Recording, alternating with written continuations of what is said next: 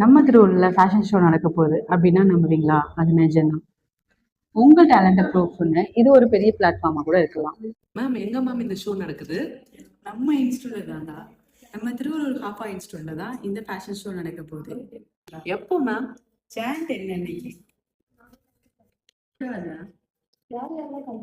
இதுல யார் யாரெல்லாம் கலந்துக்கலாம் அப்படின்னு சொன்னா tailors, fashion designing students, fashion designers and institute இதுல மாதிரி யார் வேணாலும் இதில் கலந்துக்கலாம். இதுக்கு ஏதாவது தீம் இருக்கா?